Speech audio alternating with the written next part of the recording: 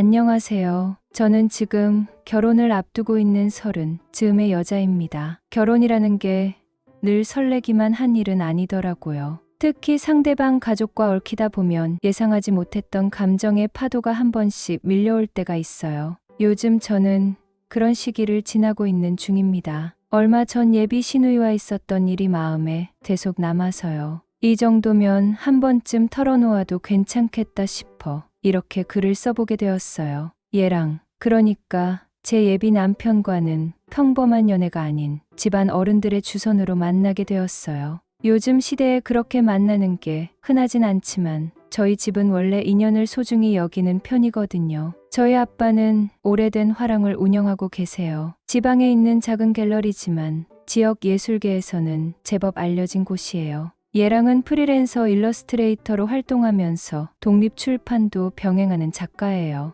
미술이라는 공통점이 있어서인지 처음 만났을 때 어색함보다는 묘한 친근함이 먼저 느껴졌어요. 제 언니는 광고회사에 다니다가 그곳에서 만난 형부와 결혼해서 지금은 안정적으로 잘 살고 있어요. 우리 가족은 대단히 화려하거나 부유하진 않지만 서로의 일을 존중하고 감정을 소중히 여기는 분위기 속에서 살아왔어요. 그런 집에서 자란 저는 얘랑처럼 말수는 적지만 자신만의 세계가 분명한 사람에게 점점 더 마음이 끌렸던 것 같아요. 겉보기엔 그저 선으로 만난 관계였지만 시간이 흐르면서 그 만남은 저에게 조금씩 특별한 인연으로 바뀌어 가고 있었어요. 화랑을 운영하는 아버지 밑에서 자란 제가 미술을 하는 남자와 결혼한다고 하니 주위 친구들은 그걸 곱게만 보진 않더라고요. 특히 선으로 만난 사이라고 하니 더더욱 뭔가 계산된 만남이라고 생각하는 눈치였어요. 처음엔 그런 시선을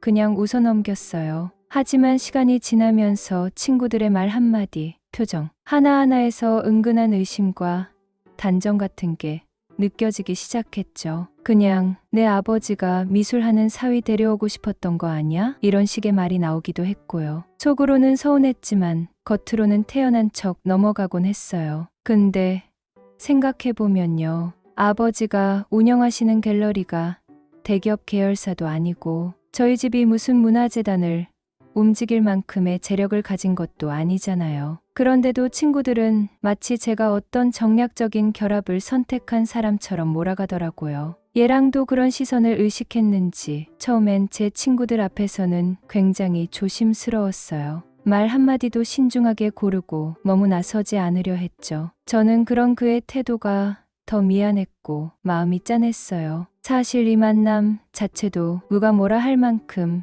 전략적인 건 아니었어요. 단지 저희 이모부가 얘랑을 알게 되었고 이런 친구 있는데 한번 만나볼래? 하는 마음으로 중간 역할을 해주신 것뿐이에요. 이모부는 전통음악 쪽에서 작곡 활동을 하시는 분인데 얘랑과는 작업을 통해 몇 번 마주친 사이였고요. 그렇게 소개를 받게 된 날도 다른 소개팅들과 크게 다르지 않았어요. 차 한 잔 마시고 연락처 주고받고 그러고 나서 몇 번 톡을 주고받다가 주말이면 자연스럽게 만나게 된 거였어요. 얘랑은 처음엔 낯을 많이 가리는 타입이라 그런지 대화도 조심스러웠고 표현도 서툴렀어요. 그런데 그게 오히려 저한텐 더 믿음직스러웠어요. 겉으로 번쩍거리는 말 대신 마음을 천천히 여는 방식이랄까요. 그런 게 좋았어요. 그래서 점점 더 만나고 싶다는 생각이 들었고 그렇게 자연스럽게 연인이 되었죠. 결국 이 결혼은 누가 시켜서가 아니라 저 스스로 마음을 열었기에 가능했던 거예요. 누구의 의도도 아니고 저희 둘만의 감정이 중심이었죠. 처음 얘랑을 만났을 때 솔직히 말하면 조금 당황했어요. 문을 열고 들어오는 그의 얼굴을 보자마자 속으로 엥? 하고 놀랐던 기억이 아직도 생생하거든요. 선이라는 자리가 어쩔 수 없이 어느 정도 격식을 차리고 나오는 자리인데 저는 그날 은근히 기대를 하고 나갔던 것도 사실이었어요. 얘랑이 작가라길래 뭔가 감성적인 분위기의 예술가를 상상했거든요. 그런데 현실은 글쎄요. 딱히 잘생겼다거나 세련된 인상은 아니었어요. 차분하고 단정했지만 솔직히 첫인상은 제 취향과는 좀 거리가 있었어요. 그런데 이상하게도 대화를 나누면 나눌수록 기분이 편안해졌어요. 겉모습에서 느껴졌던 낯설미나 아쉬움이 대화 속에서 하나둘 녹아내리더라고요. 얘랑은 제 말을 정말 잘 들어주는 사람이었어요. 내가 무슨 말을 해도 중간에 끊지 않았고 맞장구도 억지로 치지 않았어요. 그저 천천히 고개를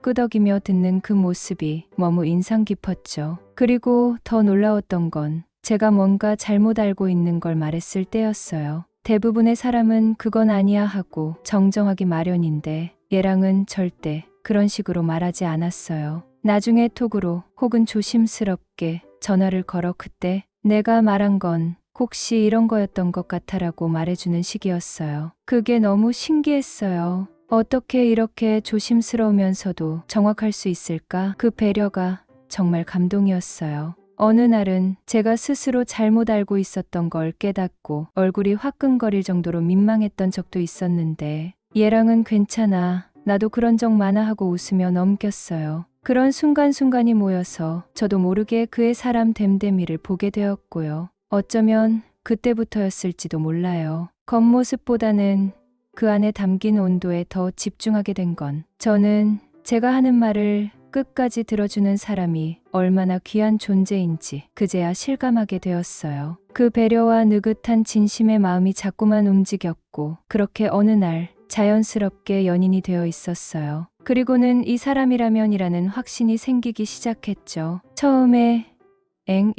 어느새 이 사람이구나로 바뀌고 있었던 거예요. 저는 흔히 말하는 SKY 중 한 학교를 나왔어요. 누가 들어도 고개를 끄덕이는 대학이었고 솔직히 말하면 외모도 나름 괜찮다는 얘기를 자주 듣던 학생이었어요. 학교 안에서 조용히 다니는 편은 아니었고 주변에서 은근히 주목받는 편이었죠. 친구들도 많았고 선배나 후배들도 저를 편하게 대했어요. 그런데 겉으로 보이는 그런 것들과는 달리 제 안에는 늘 복잡한 감정들이 얽혀 있었던 것 같아요. 제가 처음 미국에 간 건 초등학교 5학년 때였어요. 갑작스러운 결정은 아니었고 이모가 미국에 오래 계시면서 사촌들을 유학시키고 계셨기에 자연스럽게 저도 그 흐름에 타게 된 거였어요. 겉으론 해외 유학파처럼 보였겠지만 사실 유학 생활은 제게 녹록지 않았어요. 말도 문화도 낯선 곳에서 저는 늘 긴장 상태였고 처음 몇 년은 학교에서 돌아오면 혼자 방 안에서 울었던 기억도 많아요. 그래도 시간이 흐르며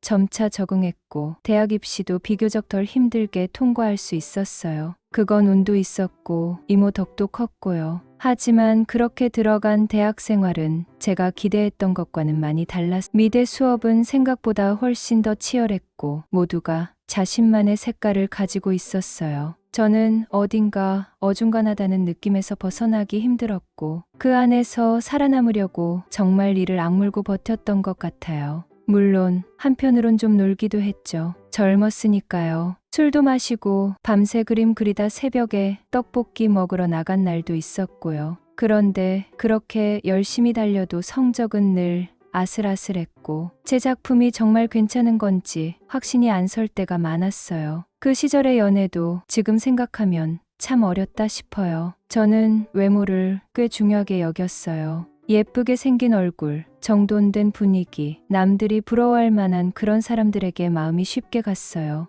그런 사람들과 사귀었고 잠깐은 행복했어요. 그런데 항상 시간이 지나면 결국 다 드러나더라고요. 예쁜 얼굴만큼 예쁜 마음을 가진 사람은 많지 않았고 저는 늘 그런 인물값을 치르게 됐어요. 외적인 조건에 홀려 시작했던 연애는 언제나 저를 실망시켰고 때로는 크게 다치게도 했어요. 그래서 그런 이별을 몇 번 겪고 나니 어느 순간 저도 제 안의 기준이 달라지고 있다는 걸 느끼게 되었어요. 얘랑을 만나고 나서 저는 진심으로 내가 기다려온 사람은 이 사람이었구나 싶었어요. 어떤 기준이나 조건이 아니라 말 그대로 마음이 움직였거든요. 그래서 너무 자랑하고 싶었어요. 나 이런 사람 만났다고 드디어 내 얘기를 진심으로 들어주고 겉모습 말고 내 마음을 소중히 여겨주는 사람을 만났다고 친구들에게 말하면 다들 기뻐해 줄 줄 알았어요. 축하해주고 부러워해 줄 줄 알았죠. 그런데 현실은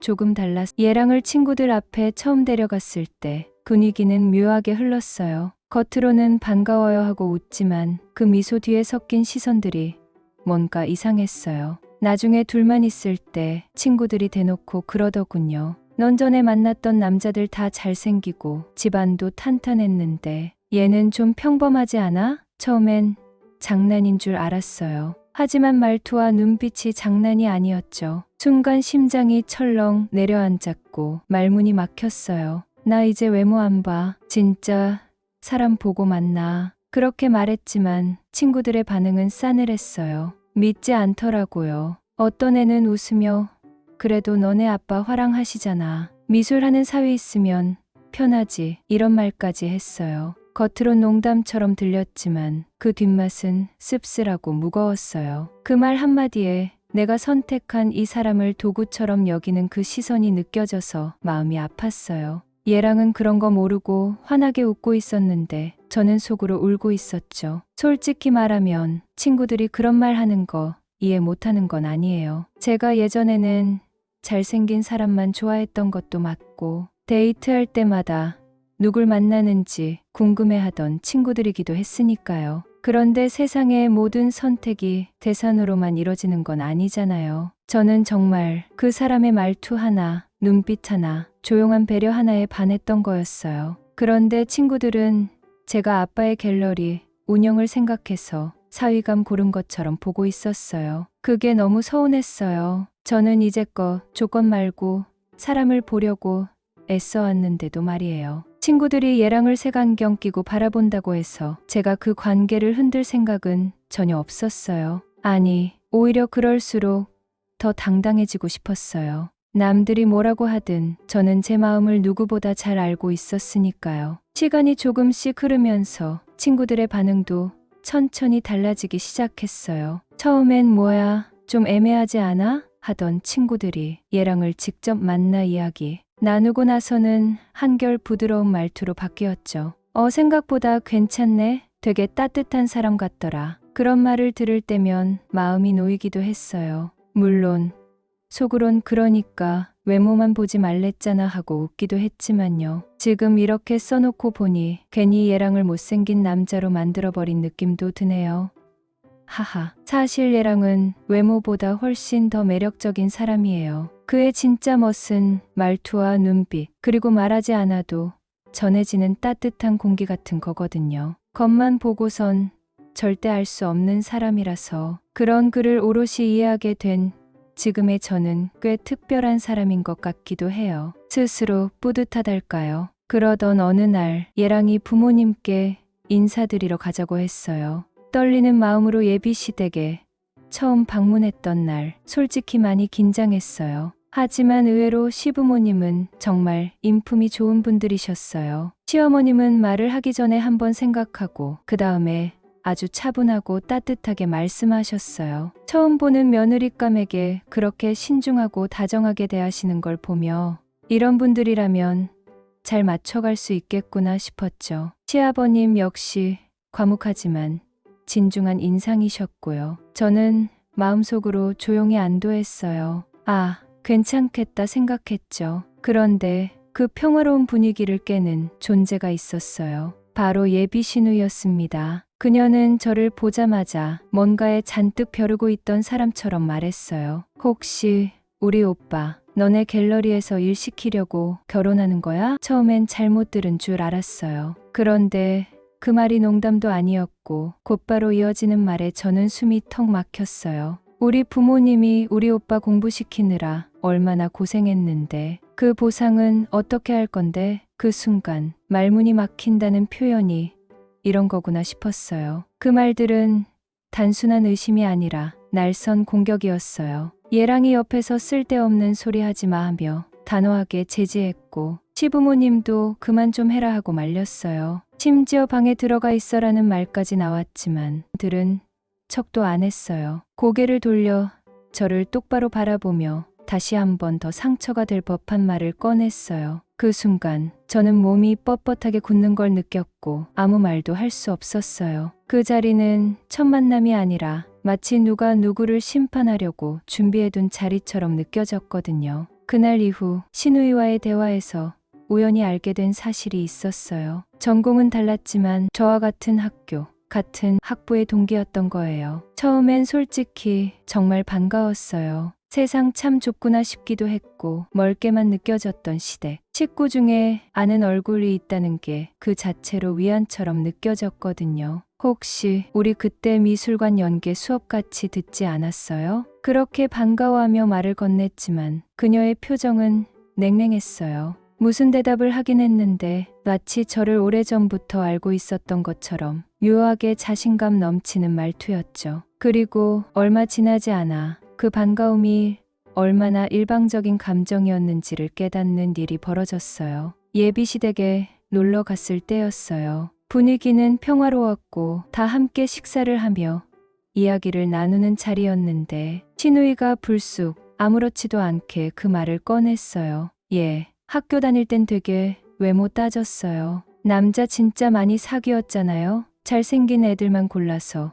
그 순간 머릿속이 하얘졌어요. 밥숟가락을 들고 있었는데 손끝에서 힘이 빠지는 느낌이었어요. 저는 그 자리가 얼마나 조심스러운 자리인지, 얼마나 나에겐 중요한 첫인상인지 알고 있었기 때문에 그런 발언이 나올 거라고는 정말 상상도 못했어요. 친구도 아니고 가족도 아닌 가족이 될지도 모르는 사람 앞에서 과거의 연애사를 그런 식으로 흘리는 건 솔직히 말해 모욕이었어요. 얼굴이 화끈거리고 숨이 턱 막혔어요. 저를 향한 조롱도 저를 파악하고 있다는 우의식도 모두 느껴졌고 그날의 자리는 저에게 너무도 깊은 상처로 남았어요. 다행히 그때 얘랑 어머님께서 조용히 웃으시며 말씀하셨어요. 학생 때는 누구나 그럴 수 있는 거예요. 친구 사귀고 잘생긴 사람 좋아할 수도 있는 거지. 그게 뭐 흠이겠어요. 그 말이 저를 얼마나 살렸는지 몰라요. 그 말 한마디가 마치 벼랑 끝에 선 저를 살며시 끌어올리는 손길 같았어요. 저는 간신히 미소를 지었지만 속은 이미 한번 무너졌다가 겨우 붙잡힌 상태였죠. 시어머님의 말씀이 진심이었는지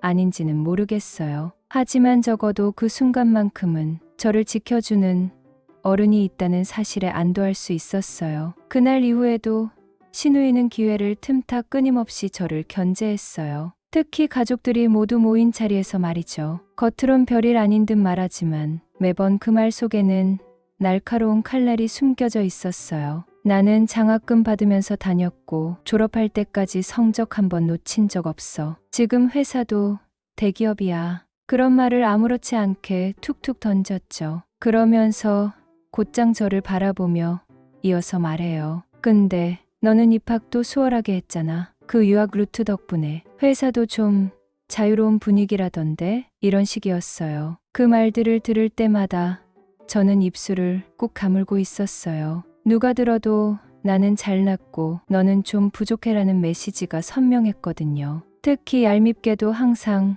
직접적으로 모욕은 하지 않지만 모욕적인 방식으로 말을 했어요. 차라리 대놓고 싸우자고 했으면 더 편했을 텐데 그런 은근한 방식이 더 피곤했고 더 지치게 만들었어요. 저는 조용히 미소 짓거나 애써 무시하는 척하며 넘겼지만 마음속엔 조금씩 금이 가고 있었어요. 정말 견디는 일이었죠. 게다가 신우이는 그 말을 꼭 얘랑 앞에서 하거나 시부모님이 계시는 자리에서 꺼냈어요. 그런 식으로 저를 은근히 낮추면서 다시 또 그 말을 꺼냈어요. 이 사람 원래 잘생긴 남자만 만나지 않았어? 근데 우리 오빠는 외모가 그쪽이 아니잖아? 친구한테 들었던 말이 또다시 반복되는 걸 들으니 이젠 화가 난다 못해 황당하기까지 했어요. 그러니까 너네 아빠 병원 물려줄 사위 보려고 결혼하는 거지. 안 그래? 그 말은 마치 확신에 찬 선언처럼 들렸고 저를 완전히 이기려는 공격이었어요. 아무리 좋은 말도 반복되면 싫다고 하잖아요. 하물며 비아냥과 비꼼이 계속되면 그게 사람을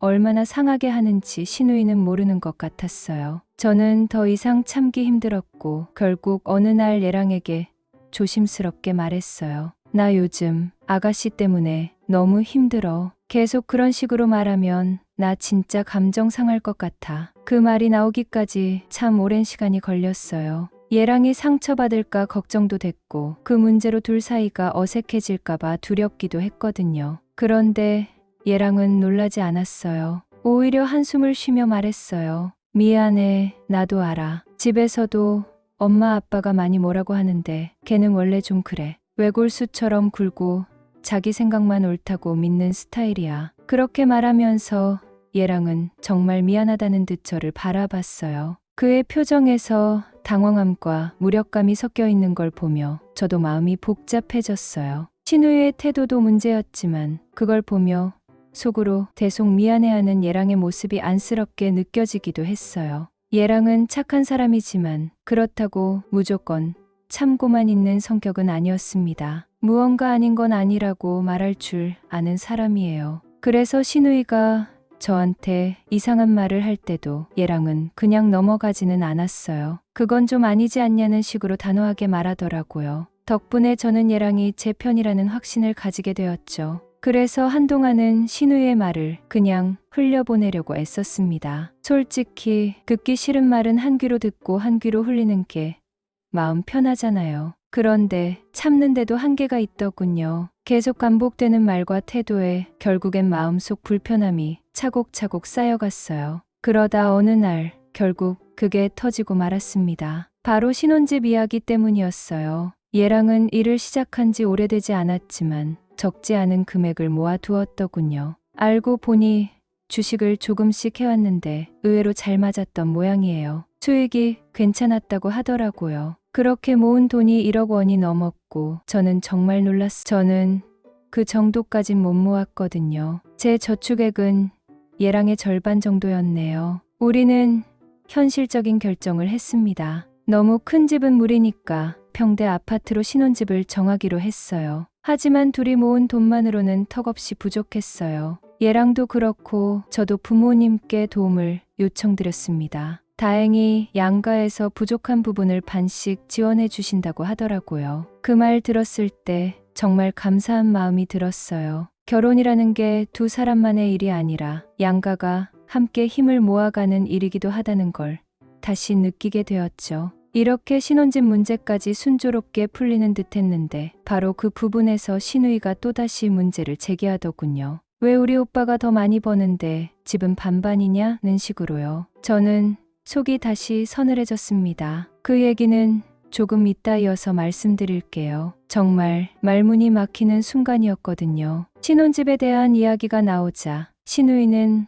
마치 기다렸다는 듯이 얼굴을 굳혔습니다. 곧장 불만을 노골적으로 드러내더군요. 우리 오빠가 너보다 훨씬 잘 벌잖아. 직업도 안정적이고. 그런데 왜 집을 너네 쪽에서 반이나 해줘야 하는데? 라는 말이었어요. 그 말은 단순한 의문이 아니었습니다. 분명히 넌 이득을 보고 있다는 식의 뉘앙스가 가득했죠. 듣는 순간 가슴이 철렁 내려앉았어요. 예비 시부모님도 듣고만 있지는 않으셨어요. 시어머님께서 조용히 그만해라. 그 입 좀 다물고 있어라 하고 말씀하셨습니다. 그 분위기는 생각보다 냉정했어요. 그런데도 신우이는 멈추지 않았습니다. 내가 뭐 틀린 말 했어요? 자기가 못할 말을 한 것도 아니고 그냥 현실적인 얘기잖아요. 솔직히 말하면 이 결혼에서 우리 집이 손해보는 것 같은데요? 그렇게 말하더라고요. 저는 순간 숨을 들이쉬었습니다. 그 자리엔 어른들도 계셨고 분위기를 깨고 싶지 않았기 때문에 꼭 참을 수밖에 없었어요.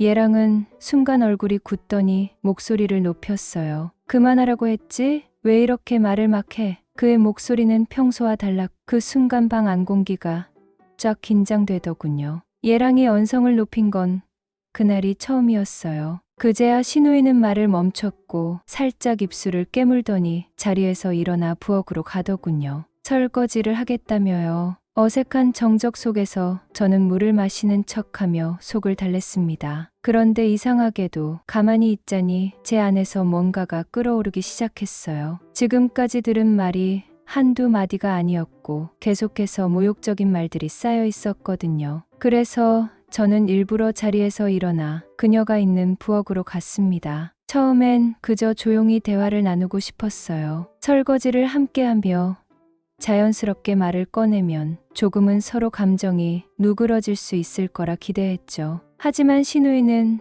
또다시 그 말을 꺼냈어요. 난 아직도 집은 너네 쪽에서 해주는 게 맞다고 생각해. 우리 오빠가 얼마나 고생해서 지금 자리까지 온 사람인데. 저는 그 순간 더는 참지 않기로 결심했어요. 손에 묻은 물을 조심스럽게 닦고 조용하지만 단단한 목소리로 말했습니다. 아가씨, 우리 신혼집에 대해선 상관하지 마세요. 부모님도 아니시잖아요. 근데 왜 자꾸 오빠 결혼에 대해 말이 그렇게 많으세요? 그 말은 제 안에 쌓여있던 모든 인내심을 눌러쓴 결과였네요. 그제야 신우의 눈빛이 살짝 흔들리는 걸 느낄 수 있었습니다. 저는 더는 참을 수 없었습니다. 조용히 설거지를 하던 손을 멈추고 그녀를 정면으로 바라보며 말했습니다. 아가씨네 오빠가 저랑 결혼하면요. 나중에 우리 아버지가 운영하시는 갤러리를 이어받을 가능성도 있어요. 그게 얼마나 큰 기회인지 모르세요? 누가 더 이득인지 잘 생각해 보셔야죠. 제 목소리는 평소보다 낮았지만 그 안에는 꾹꾹 눌러 참아왔던 울분이 서려 있었습니다. 저한테 계속 그런 식으로 말해서 만약 이 결혼 깨지면요. 아가씨는 진심으로 오빠가 저 같은 사람 다시 만날 수 있다고 생각하세요? 계속 그런 헛소리를 하면서요. 저는 정말 묻고 싶었어요. 이 결혼을 그렇게 쉽게 무너뜨릴 수 있을 만큼 나를 값싼 존재로 보고 있었던 건지요. 그런데도 신우이는 고개를 삐딱하게 꺾더니 말하더군요. 그래도 우리 오빠 일러스트레이터인데. 그 순간 저는 웃음이 나올 뻔했어요. 참 황당했거든요. 그럼요. 오빠한테 멋진 작업실 차려줄 여유 있는 집에서 장가보낼 자신은 있으세요? 좋은 장비, 고정 수입, 전시 공간까지 마련해 줄 수 있으세요? 그렇게 묻자 말끝을 흐렸습니다. 요즘은요, 예술도 장비 싸움이에요. 네트워크, 전시 환경, 작품 유통까지 다 계산해야 하더라고요. 옛날처럼 캔버스만 들고 나간다고 되는 시대가 아니에요. 그렇게 말하면서 저는 다시 고개를 들고 그녀를 바라봤습니다. 우리 아버지 갤러리 물려받는 것만 해도 로또 맞은 거나 져요. 그런데 그건 저랑 결혼해야 가능한 얘기죠. 저한테 잘하고 우리 집과도 좋은 관계를 유지해야 가능한 일이에요. 그 말이 끝나자 신우이의 얼굴엔 처음으로 당황한 기색이 스쳤어요. 저는 그 틈을 놓치지 않았습니다. 그렇게 사회생활 10년 가까이 했다는 사람이 그 정도도 모르세요? 아직도 대학생처럼 생각하고 사시는 거예요? 솔직히 말해서 아가씨 말 듣고 있으면 철이 없는 건지 아니면 일부러 그러는 건지 모르겠어요. 그렇게 말한 제 안에서도 뭔가 후련함이 밀려오더군요. 마치 오랫동안 눌러두었던 벽이 와르르 무너져 내린 기분이었네요. 그동안 제가 예비 신우이 앞에서 조용히 웃기만 했던 건 상황을 불편하게 만들고 싶지 않아서였어요. 갈등을 피하고 싶은 마음에 실실 웃으며 대답을 흐리기도 했죠. 그런데 지금 생각해보면 그 모습이 오히려 저를 만만하게 보이게 했던 것 같았습니다. 말없이 웃기만 하는 사람은 쉽게 밀어붙여도 되는 사람처럼 보였나 봐요. 그게 정말 실수였다는 걸 그날에서야 깨달았어요. 제가 단호하게 말을 마치자 신우이는 설거지를 하던 손을 멈추고 저를 쳐다봤습니다. 놀란 듯한 표정이었어요. 아마 제가 그렇게 똑 부러지게 말하는 건 처음 보는 장면이었을 거예요. 그 눈빛을 보며 저는 속으로 차분히 말의 결을 다듬었습니다. 그리고 조용히 그러나 또렷하게 말을 이었죠. 아가씨, 저랑 얘랑 오빠는요, 그것 맞추기 위해 만난 사이 아니에요. 배경이 어떻고 직업이 어떻고 그런 거 따져서 시작한 관계가 아니라고요. 그냥 서로 사람 대 사람으로 마음이 통했고 그래서 연인이 됐고 그래서 결혼을 결심한 거예요. 그런데 왜 아가씨 혼자 자꾸 조건을 따지세요? 우리는 이미 마음으로 연결된 사이인데 갖고 겉만 보고 판단하시는 거 저는 도무지 이해가 안 가요. 그렇게 말하면서 저는 고개를 숙였다 들었어요. 눈을 피하지 않고 신우이를 정면으로 바라봤습니다. 솔직히 말해서요. 시어머님, 아버님이 저를 좋게 보신 건 우리 집이 갤러리를 운영해서가 아니라고 생각해요. 처음 인사드렸을 때부터 느꼈어요. 두 분은 제 말에 귀 기울여 주셨고 사람 자체를 보고 판단하시는 분들이더라고요. 그건 진심이었어요. 시부모님의 태도는 신우이와 달랐고 저는 그 온도차를 뚜렷이 느꼈거든요. 그래서 저도 잘하고 싶었어요. 시부모님께 잘하고 얘랑 오빠 가족들과도 따뜻한 관계 맺고 싶었거든요. 근데 아가씨가 자꾸 이렇게 말하면 제가 시댁에 마음을 열 수 있겠어요? 결혼하고 나서도 계속 이런 식이면 제가 어떻게 잘하고 싶겠냐고요. 저는 이렇게 말해버렸습니다. 그날 저는 더는 참지 않기로 결심했어요. 감정을 꾹 눌러왔던 시간들이 너무 길었고 그만큼 제 자존감도 많이 훼손되어 있었거든요. 그래서 마지막으로 아주 분명하게 말했습니다. 아가씨, 계속 이런 식으로 저한테 이상한 말 하시면 저 결혼 못해요. 얘랑 오빠 아무리 사랑해도 제가 이딴 소리 들으면서 결혼하고 싶진 않거든요. 말하면서도 목이 따끔하게 떨렸지만 제 마음은 더없이 명확했어요. 그리고요, 저 오빠한테 꿀리는 거 없어요. 제가 무언가 부족해서 이 결혼하는 거 아니에요. 지금 이렇게 소리 들어가면서까지 결혼을 해야 하는 상황이라면 우리 부모님은 그 사실 알면 정말 마음 아파하실 거예요. 저는 그런 결혼 안 할 겁니다. 그렇게 단호하게 말했죠. 저는 정말 처음으로 제 감정을 숨기지 않고 다 꺼내놓았어요. 그게 나를 지키는 유일한 방법이기도 했습니다. 마지막으로 한마디 덧붙였어요. 앞으로는 말 좀 가려서 하세요. 지금까지는 제가 참았지만 더 이상은 아닐 거예요. 제 목소리는 낮았지만 단단하고 냉정했어요. 그 말이 끝나자 시누이는